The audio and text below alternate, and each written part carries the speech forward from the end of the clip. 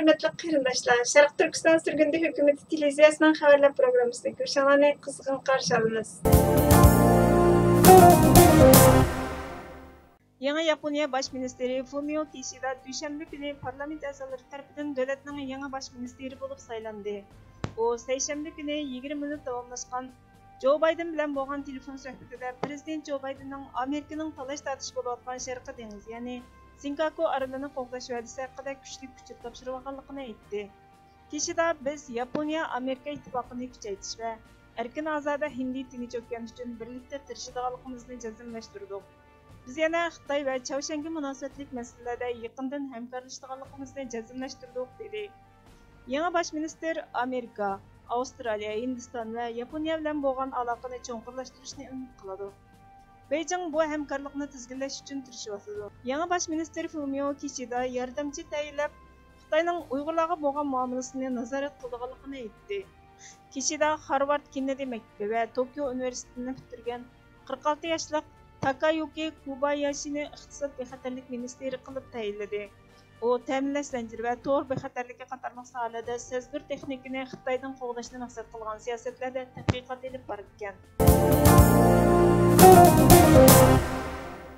Qozog'iston kishilik huquq komissari Alvira Azimova tuqqanlari Xitoyda jazo lagerlariga qamalgan bir guruh insonlar bilan oz uchraydigan bir ko'rishishni amaliyalashtirdi.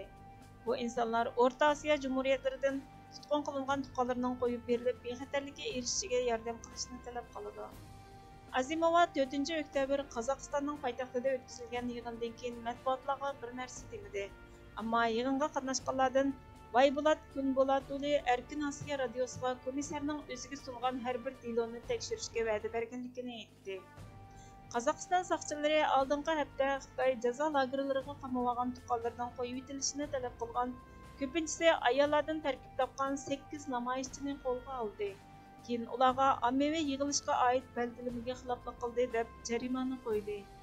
Namoyish 20 sentabr kuni boshlangan bo'lib, namoyishchilar Xitoy elchixonasining oldiga yig'ilgan.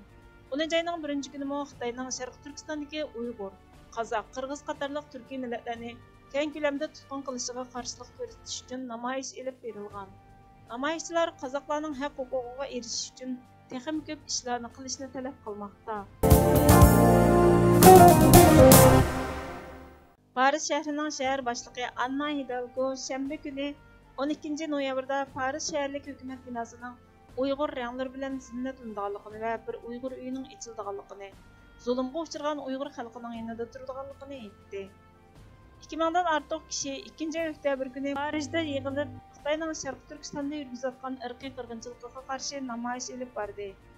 Namoyishga Yevropa parlament a'zosi Rafael Glucksmann, Fransız artist Leo Casmo qatnashdi.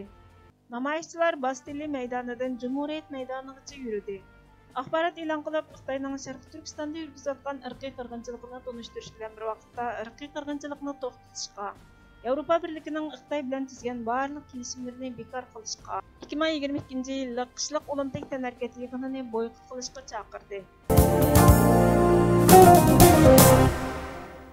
Men rahbarlik qilgan bu qahramonlarning qalbida yildiz tartgan qalbi e'tiqodi yo'qolmasa, hech bir kuch bu muborak vatanimning eng oxirgi tog', eng oxirgi yesa va eng oxirgi bir parcha tashqicha qo'g'dishimga to'sqinlik qilolmaydi.